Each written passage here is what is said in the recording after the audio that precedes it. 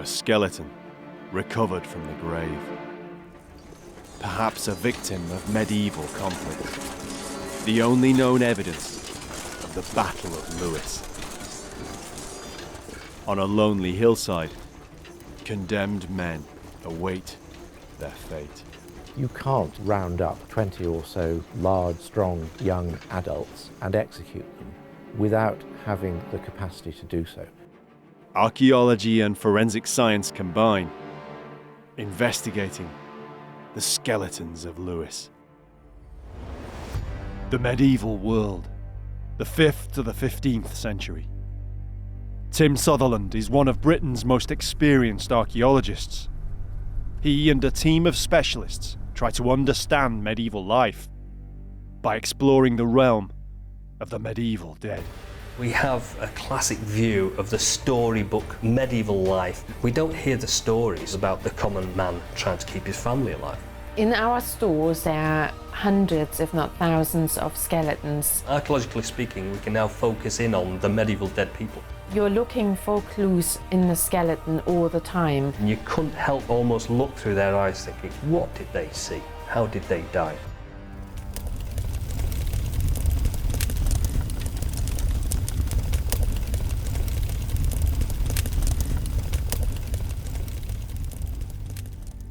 The town of Lewes, near the southern English coast, between the sea and the rolling hills of the East Sussex Downs, the gateway to England.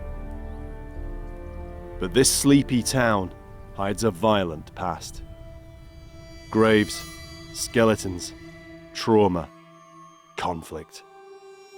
In 1264, the town saw at first hand the effects of medieval conflict. On the 14th of May, the Battle of Lewes ripped through the outskirts and suburbs, as Henry III's men tried to protect their king against the rebel army of Simon de Montfort. I think the Battle of Lewes is is a very important battle because Simon de Montfort's victory helped establish the first recorded representative parliament in this country.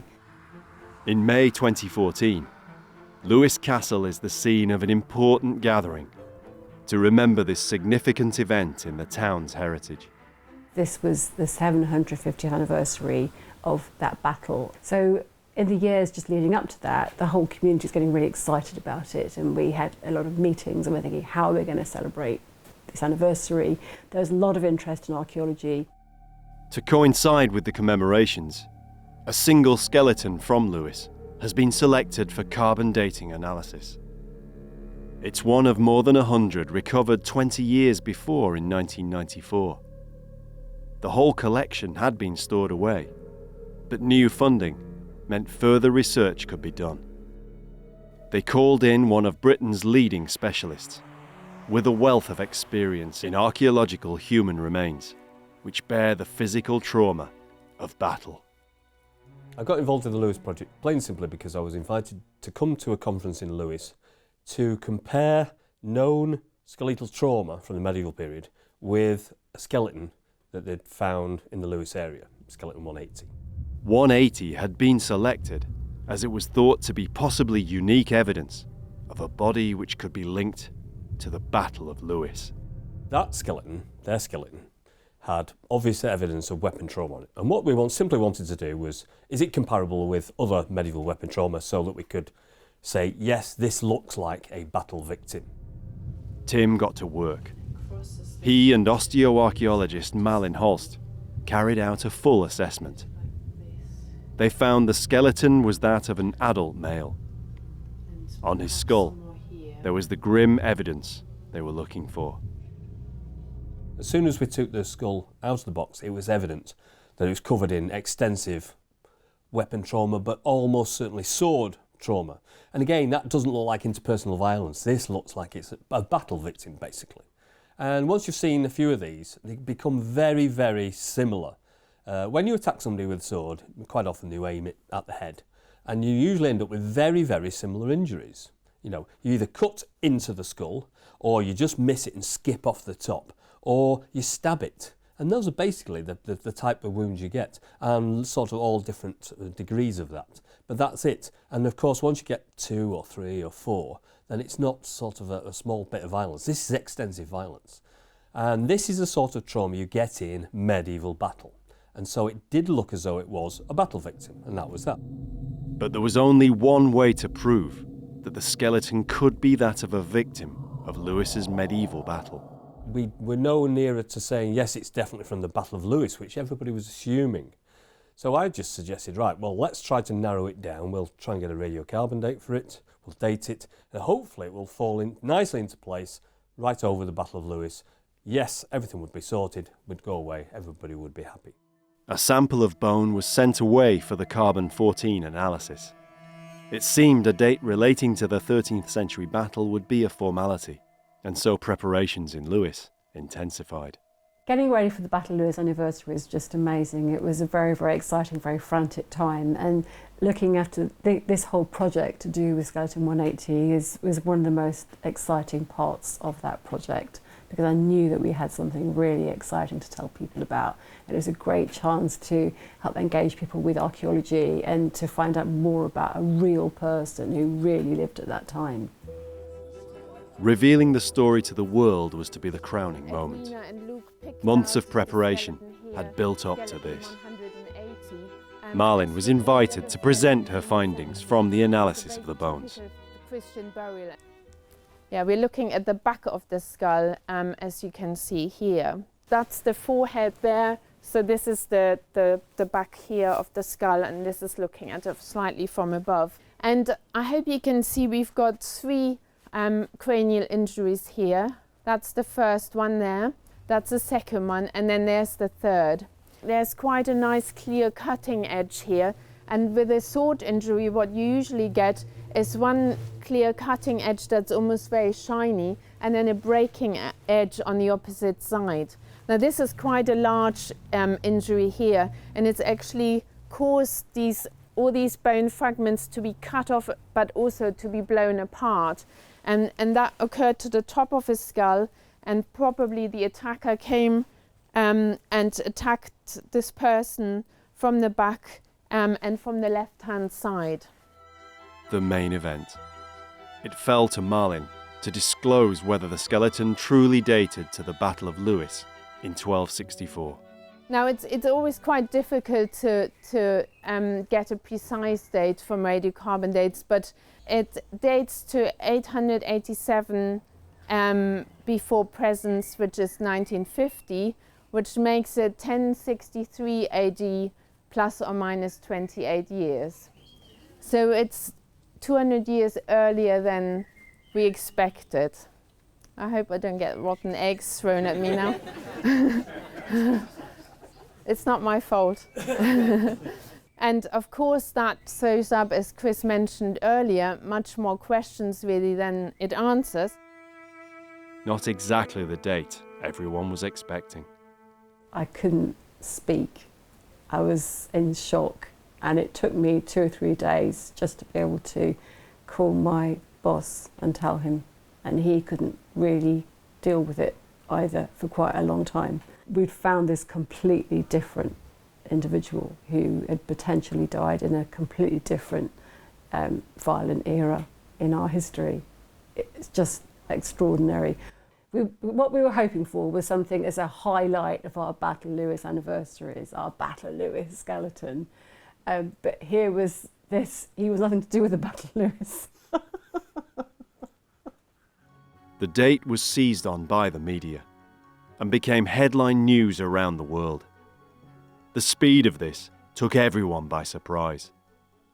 If it's 1066, this in some ways is more important because, of course, there is, as far as I know, there is no osteological evidence of anybody who died in the Battle of Hastings. There's very little physical evidence of the battle at all. And so, of course, suddenly everybody's ears prick up and think, oh, Battle of Hastings, wow, this is really important. So, of course, people grab this headline and then start to run with it. And it's almost out of control. And the gossip spreads, it's in all the newspapers, and it's literally going around the world. And you can't control it. Once that date is out there, somebody might have found something from the Battle of Hastings, it's off. and it's got a life of its own. Excuse me, stop this. This is just a preliminary analysis. We're in the middle of something, and you're finishing it off and saying this is what it is. The carbon date range was from 1035 through to 1091, yet the media only focused on 1066. Hastings, where King Harold's Saxon English succumbed to William the Bastard's Norman invaders. It's almost 30 miles from Lewes. It's possible that some casualties might have been taken from Hastings for burial elsewhere, but these would most likely be high status, and that's not suggested by 180's grave. It's also plausible that he could have been killed after Hastings as part of the Norman suppression of East Sussex. But just one man on his own.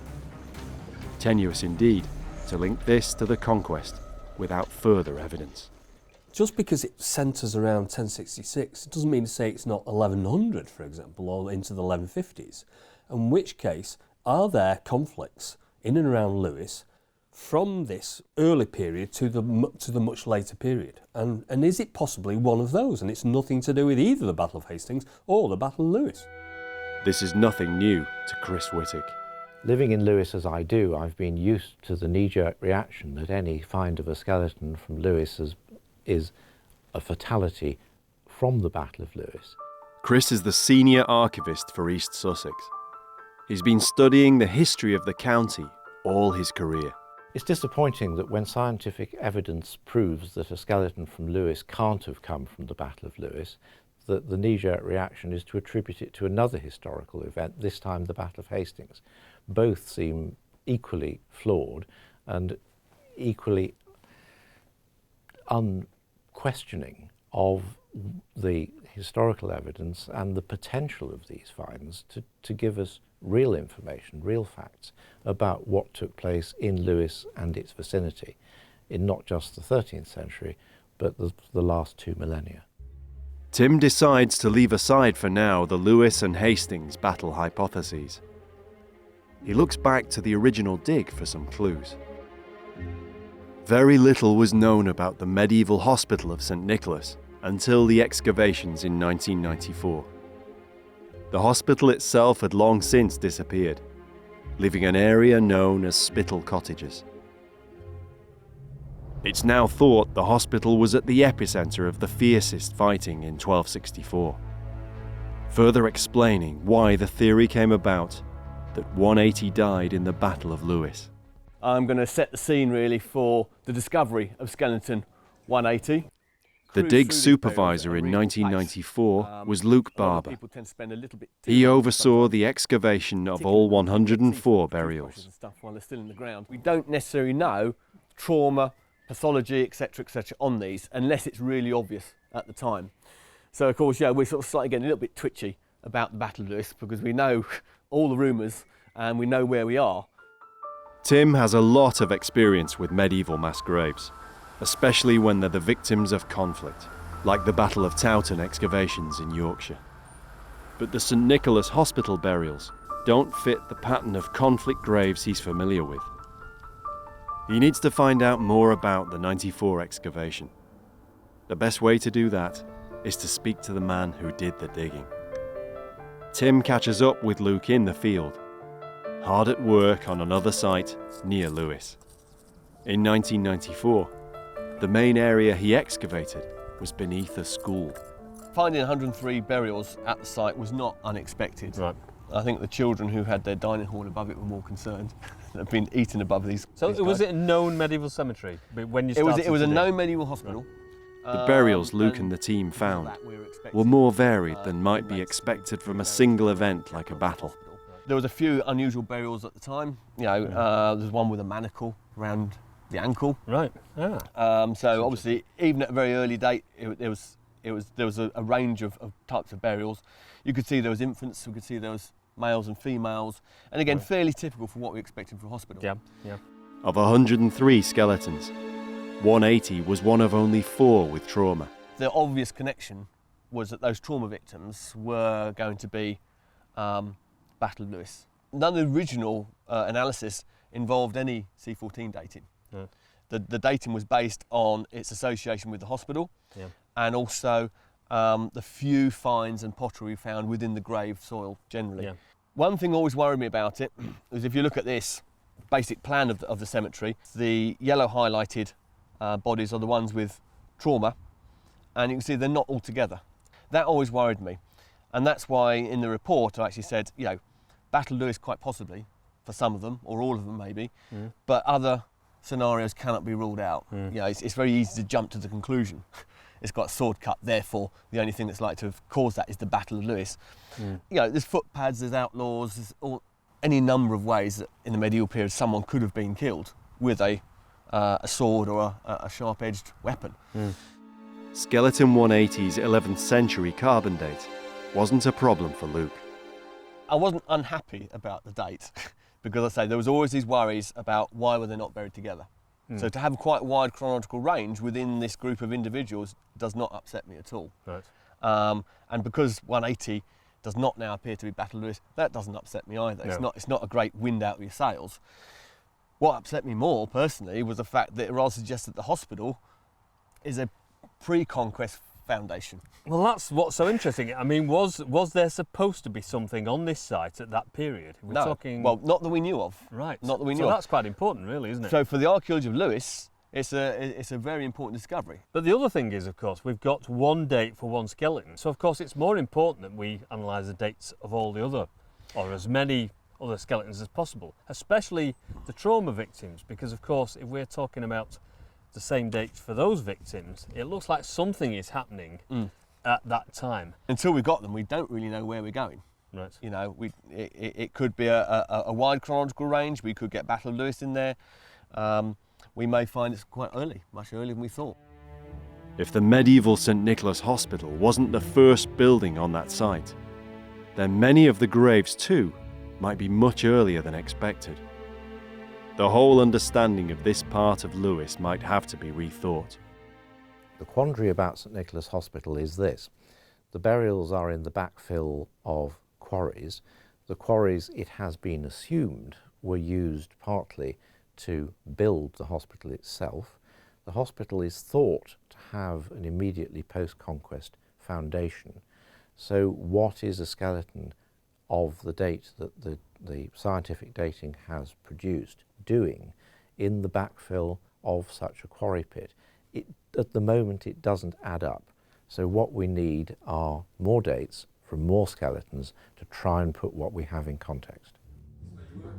For this reason, it's decided to test more of the burials from 1994. Tim helps Edwina with the additional skeletons selected. We've got 11 skeletons here that we've got from the store. It'd be really good if you could just have Excellent. a look at them. Yeah. And these are all from one cemetery? They're all from St Nicholas Cemetery. Right. Yeah. The 11 include the 3 other cases which bear trauma marks. What number is that? Oh, I can already see on this one that they're got some sort of cut. See the injury there? So this has got at least 2 on. This wound there is typical of medieval conflict. When somebody's had a go at the head, and obviously it was too high, the sword blow or whatever it was too high, or the man ducked. And so, of course, what's happened is it's glanced off the top of his head. Right. So that, although it's cut through the cranium, doesn't necessarily mean he was going to be killed by it. So it almost looks like he missed there, although he definitely hit it. Do you mean it's sort of sliced the top of his head off? Yeah, it's almost like a glancing blow, that one. More than likely this one was second because they've gone for the head and the neck, and that's exactly where it's hit. Yeah. So you've got a chop going in there, and it's in that direction, so it's from the back of the head. This is the base of the skull, the occipital. Yeah. And if you feel the back of your head, you can feel where the occipital and the muscles join the occipital. And there's a bump. Yes. The base of your skull is. Well, that's basically this area here. It's where all the major muscles from your neck attach. Okay. So somebody's been going for the neck. And in this case, they've been very successful because they've chopped straight through the back of the skull. And so, of course, this would have severed the muscles on the back of his head, and it might even have broken through his spinal column, and therefore killed him straight away. Yeah. That looks pretty convincing for a conflict situation, put it that way.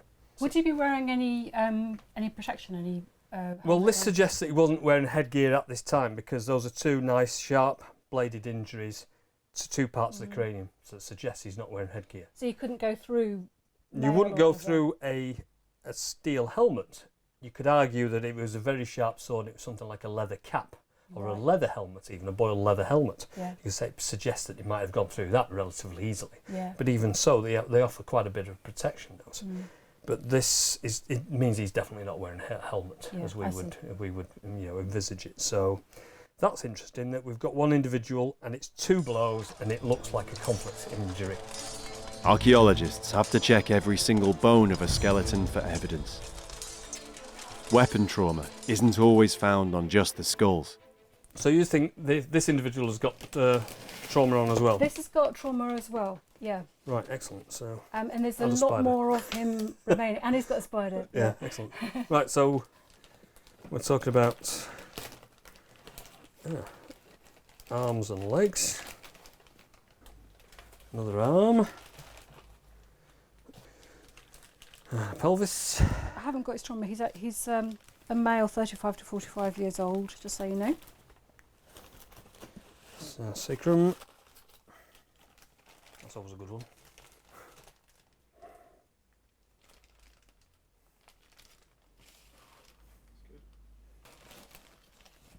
That is an amazing So that's definitely piece. interesting because we've got the left thigh and it's got a fantastic cut mark through it.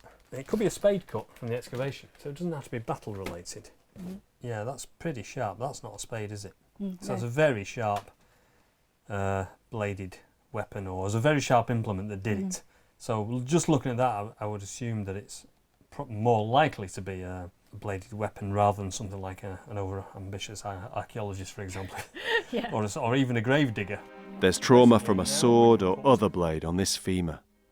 Tim checks to see if it also impacted on the pelvis. Pubic symphysis is at the front, so that's there. Okay. So that's the front. So now if we put that where it belongs there. Yeah. So what we've got now is we've got the blade wound going across there. Yeah. And as you can see, there's nothing corresponding. If you look at it, it goes from there to there, and it would have just missed it. Is it not? The injury would have been painful, There's nothing- though not necessarily fatal. Unfortunately, no. For most of the skeletons Not here, evidence on there's no trauma, but, no clue as to the cause of death. You could slit somebody's throat and you could not touch any bones, and of course that person would bleed to death, and then you never know how they died. Right. And of course if you died of a disease, and it was a very rapid disease where you died within a few days, and there's no trace on the human bone from that disease, then of course you don't know how that person died either. Or you could just simply die of old age. And so we're very, very fortunate when we get an individual and if we see the exact method by which they died. And so, and what interests me here is obviously it's conflict related. Hopefully the carbon date for these skeletons will bring new light to the story of the St. Nicholas Hospital site and 180. They don't have long to wait. The results come back, and they range in date from the late 10th and 11th centuries, right through to the late medieval, the 15th and even into the 16th century. As you'd expect, from a hospital cemetery which lasted hundreds of years. But when it comes to Skeleton 180, there's another surprise in store. The initial dating was flawed. When recalibrated, it comes out not as late Saxon, as everyone had got used to thinking, but between 1215 and 1280. So he could date to 1264 and the Battle of Lewes after all. It's just this, it's another layer in this story, and through we thought it was from the Battle of Lewes, then we think he might date to the Norman Conquest. So in that time we found out lots of new things that we'd never have known about if we hadn't thought it was from the Norman Conquest. Now it turns out he isn't from the Norman Conquest, but we've got far more knowledge than we had even imagined having before. In some ways it's a shock, but this is what archaeology is. It's never static, it's never really boring, and it will really upset you. And that's why you've got to be really careful about nailing your colours to the mast. Say, this is 1264 or this is 1066. Because of course it could be a major upset and you go, oh, suddenly I was wrong. But there are still other reports of mass graves. How do they fit into the archaeology of Lewes? This small Sussex town hides dark secrets yet. One thing is for sure, the graves can't all be from the Battle of Lewes. This is only a small town. We're surrounded by hills and we keep finding these big pits of bones right in the town centre. So supposedly they're from the Battle of Lewes. We've found about 2,000 so far. And every time there's a building development, I think, are we going to find the other 700? Because there's only so many more places we can dig. It's not just in the modern era that these burials have come to light. The early 19th century was a time of sweeping industrial change across Britain. Lewes was no exception. In 1810, 3 pits were discovered not far from St Nicholas Hospital. According to reports at the time, there were nearly 500 bodies in each. No record remains of the exact location, nor of any related artifacts. Then, 3 decades later, another mass grave was unearthed. This time, a newspaper recorded the event. Maybe this account contains a clue. It was 1846 when the railway first came to Lewes. John Bleach has researched the story. He's found the original account from a Sussex newspaper. It records the discovery of the railway skeletons. In the 1840s, the railway was king. Nothing could stand in its way. Certainly not the mere crumbling ruins of an archaeological site, like Lewes Priory. The story is that they found some human remains, and again the story is that the human remains relate to the Battle of Lewes. Now, can you enlighten us any further on that? Sure, I can confirm that the London, Brighton and South Coast were building a railway from Brighton to Lewes, and the route took it through part of Lewes Priory. The plan here shows you it brought it through the chapter house, through the actual choir of the large monastic church. So it's quite destructive in that respect. Yeah. Totally. One thing that was definitely found, and it's marked on this plan, was a large pit, sometimes referred to as a well, full of bones. Estimates are that there were 600 bodies. I'm looking at the report from the Sussex Agricultural Express, January 1846, and it talks about the excavators finding this mass of human bones, described as nearly 6 feet thick, 10 feet in diameter. So that's quite a large, significant amount of bones, which were deposited 18 feet below the surface. So they are quite a long way down. Right. That this was an original burial was established by the fact that when the bones were first exposed, the effluvium was so obnoxious as to cause the men to desist from their work until the next day. Several, in fact, were taken ill. Now I'm no archaeologist. Smell coming out of a pit of bones? It would have to be something that was... It probably wasn't the bones that were smelling, but it might be the context that they were in. So it might have been an existing well or something. And therefore it was or had been waterlogged. But then the paper goes on. The bones were conveyed away in about 10 railway wagons, and this gives us some idea of quantity as well. This is 10 railway wagons, and were thrown into the mass of rubbish which forms the embankment through the brooks. Human bone, used in the building of an embankment. In 1846, the priority was the railway, not archaeology. It is a source of deep regret that human bones should have been employed for such a purpose. And you can just imagine the editor thumping his table. There is something so revolting in this appropriation that we cannot permit ourselves to speak upon the subject, lest our feelings should be excited to censure with severity the despoilers of the dead. Isn't it wonderful? But if we compare this to the modern press, would that make a good story if they were just reburied in a churchyard, or would it make a good story if they were... Now, did it actually happen? Well, it sounds good. Don't always believe what you read in the newspaper. No. It does sound good. And if it didn't happen, where on earth are they dreaming this up from? Yes. It does look as though it's based on truth in terms of its location, of where they found them, at the extent of how many there were. But we don't know whether it's related to the Priory, or whether it's related to the battle, or whether it's related to some earlier unknown Minster concept. church. Yeah, so quite. We have no bones, we have no artefacts as far as I'm aware that were found at the bone pit, so quite where one goes from there. And we don't know if any of these bones exhibited any evidence of No. trauma on them or anything. No. We don't know anything about them at all, do we, really? It doesn't say anything about trauma in the reports that we have. This is where With they no should go. evidence of They dig a trauma, small hole, it's put difficult to them back link in, the bones to the and then, Battle of they're still Lewes back where we found in the them. way they did at And the then, of course, time it in gets- oh, that's not a 1846. very good story. Now we'll over Also, into that. there's something about the position of the grave that doesn't seem right. When you look at the plan, you realise that the bone pit is just outside the eastern point of this large monastic church. Now that's Very conveniently placed. ritually quite an important site. Yeah. One of the most important One of the parts, most apart from important inside. sites outside the church. Yes, yes, Yeah, certainly. So would you actually create a battle pit there? Possibly not. No. Rather than a mass grave from the battle, the bones might just have been the accumulated remains of many years of ecclesiastical burials. Lewes Priory was founded by the Normans in the 1080s. As with St Nicholas Hospital, it was on a site, like the whole area, that had been in use for centuries before the medieval.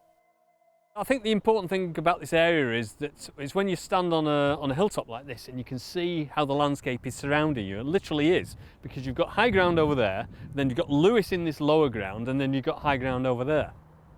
It's a way of access from the lower ground and the sea up into the high ground, so of course you can use it to your advantage. If you own this ground, you can tax people, you can sort of restrict their access, you can control them, and also you can build a castle here and you can start to defend this piece of ground, this access into the high ground. And in that respect, it's perfect. There have been countless generations of occupation here, in this narrow corridor of settlement, bounded by the high ground.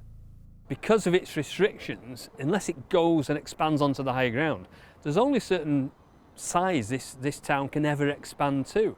It's a town that's never been developed. So we've still got the medieval setup for this town that's never expanded into the 21st century to the degree that other big cities and urban conurbations have expanded in different places. So basically what we're looking at is essentially a medieval town. People have been living and dying here for hundreds and hundreds of years. So all these burials are still here. And now, of course, they're coming to light. And we're thinking, why are all these burials here? There's nowhere else to go. Lewes was an important area centuries before the high medieval period, back in the Dark Ages. There's nothing dark about the Dark Ages at the time. What's dark about the Dark Ages is our lack of evidence for what happened. But both documentary research and archaeology is doing a huge amount to lighten that darkness. But it is clear, and it's been clear for a long time, that Anglo-Saxon society in general and its administrative capabilities in particular were highly sophisticated, much more sophisticated than the Norman systems which followed it and which eradicated it largely. From around the 9th century, Saxon England was made up of a network of burhs, or walled settlements, protection against Viking raids. Lewes is actually a Saxon town, and one of the wonderful things about this sort of system of Saxon burhs is that they were designed to protect people, so that if there was an invasion by the Vikings, or attacked by the Vikings, that the people from around abouts could come into the burh and be protected. So although in many ways the town looks similar to that now, we've got the same high street, we've got the same little twins leading off it, we've got this enormous Norman castle, where we would have had the fortress of the Saxons. This was before the days of the great battles of Lewes, or even Hastings. But there were still many ways to end up in the grave, bearing the trauma of a violent death. Lewes was fortified by King Alfred as a burh against the Danes, and was clearly an administrative centre long before that. Chris Whittick has studied the few remaining records on Lewes in Saxon times. As an administrative centre, it would have also been the centre of judicial activity, both civil and criminal. So you always have to contemplate the fact that skeletons you're finding might not have died an unnatural death or a casually violent death, but perhaps a death meted out by the operation of justice, because Lewes would have been the place in this area of East Sussex where such things would absolutely have happened. Another burial, this time certainly a mass grave, hints towards this administrative and judicial activity. On the opposite side of the town to St Nicholas's Hospital, the land rises steeply to a long ridge which overlooks the whole of Lewes. Mauling Down. Mauling Down is one of those very mysterious corners of Lewes. It's high up, it's got a beautiful view, the winds are sweeping by you as you walk along. It's a wonderful sort of wild, has a wonderful sort of wild feeling. And it's a very strange and lonely spot. It was on Mauling Down in the 1970s that a local boy made a grim discovery. In the 1973, a schoolboy who was playing in the field found a human skull and picked it up and took it to the local museum and said, yeah, this is what I found, what is it? They took the decision to do an excavation using local archaeological volunteers. And in the summer of 1973, from what we can gather, they opened up a large excavation area and recovered about 12 human burials. More than 2 decades later, archaeologist Greg Shooter was called in after more accidental discoveries. We were approached by the landowner who'd found some bones on his site and was concerned they could be human. The bones had come to the surface through rabbit digging, and so they come out into spoil and then drifted down this bank and was basically sitting on the footpath at the bottom of the bank. When we looked in the rabbit holes, we could see more human bones in situ, where the rabbits had dug around them, so it's clear that they'd come from burials, in situ burials. This is the site of the excavation from 1973 and 2005. As you can see, we're on a prominent hillside overlooking the River Ouse. The dig unearthed 2 burial pits, one larger than the other. They were a few feet apart, right on the edge of the slope. This side we've got the main burial pit with the burials in, and the smaller one on this side. In both pits, the feet are pointing in towards this area. We investigated the area in between to look for more burials and found nothing at all. This certainly wasn't a grave which had steadily accumulated bodies over the years. The stratigraphy showed that this was one event, and they basically dug a shallow, very large shallow pit on top of an earlier field system boundary and placed these burials, or deposited these burials face down into this pit in one event. To help develop an impression of what must have happened here, Greg compared his dig with the earlier one. When we looked at the 1973 excavation plan that we'd drawn up from the photographs and the rough plan that was drawn at the time, we saw that it fitted in quite nicely with our excavation plan. One detail related to every skeleton. We had evidence of all the burials having their hands crossed behind their backs, and the wrist area of the hands is crossed, indicating that they've been tied. Again, another similar shot, face down, hands tied behind the back. Again, face down, hands crossed. Same characteristics, face down, hands crossed. There was certainly one individual who appeared to have clenched his fists as he was executed, whether that's just post-mortem settling of the bones or whether he was actually gritting his teeth and clenching his fist, we don't know. But things like that were quite eerie. These 3 have gone in first, this guy's then thrown over the top of them, and then this guy is dragged over the top of that one. 11 men, hands tied, buried face down, one by one. All the evidence seemed to indicate that they'd been executed. After the dig, there wasn't time for anything more than a brief examination of the bones. Now a decade on, Greg revisits them to search more thoroughly. Helping him is osteoarchaeologist Lauren McIntyre. We've had another look at these skeletal remains to see if there's anything missed after the original assessment of them, and see if there's any more new evidence that's come out which should give us a bit more of an understanding of, 1, how they died, and 2, who they were. The bones have been stored away for years, so the first thing Lauren has to do is to check everything is still there. First of all, I'd lay the skeleton out in an anatomical position. I'd do a general assessment of things like preservation and completeness, measure all the long bones and try and work out the height of the individual when they were alive, try and assess the age at death of the individual, also whether they were male or female, and then I would have a look at all the bone fragments to see if there are any pathological lesions that could tell us if they had any diseases or traumatic injuries or things like that. This individual looks to be, again, it's a young adult male. We're probably looking about 20 to 30 years, maybe more around the 25 mark. Still quite tall. We're looking at about 5'10", so he's still quite a tall guy for around about that time. It looks as though he's got a kind of hip deformity that's had perhaps a little bit of a knock-on effect on some of the rest of his body. This is actually the top of the left femur, and you can see that if we compare it to the right femur, you can see that they're very, very different. This could have been for a congenital reason, so it could be some sort of congenital hip dysplasia, or it could have been some sort of traumatic event that happened when he was very young, and then it's just kind of never righted itself.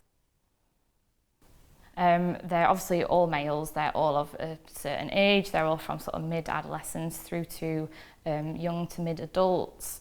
There's clearly no females there are no children either, which is quite unusual. If you were looking at a sort of normal sort of parish population or a normal village population, then you'd expect to get a mix of everybody, not just men.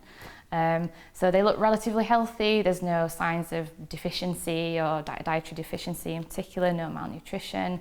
There's not very much in the way of healed injury, so we're not perhaps looking at something like a group of soldiers or anybody who's been killed in a battle or anything like that.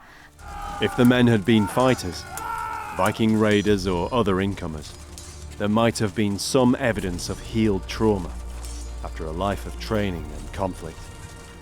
And there are no other obvious causes of death. We're looking at something that's not really leaving an osteological signature behind for us to find. Normally we could say that might be a sort of infectious disease, but obviously I think the archaeological context has suggested that that's probably not the case, with them having their hands tied behind their backs. So in that case, we're perhaps looking at something like strangulation or hanging. Possibly these are locals rather than possibly Viking marauders. There's no obvious signs of battle injury, which you'd expect with a fighting group of men. At least one of them has got problems with his hip, which may have actually made him not a very good soldier or fighter anyway. So possibly we are looking at a local population, or a selection from that local population, who've been taken out and executed. Executed on an ancient land boundary. A high place, visible for miles, for all to see. Everybody in Lewes would have been able to see that execution, and they can see it from a high point. Everybody had been out on the streets looking at that execution. It was done there for a reason. By late Saxon times, the law codes ensured English kings exerted total judicial control. Convicted wrongdoers were banished, outcast from society.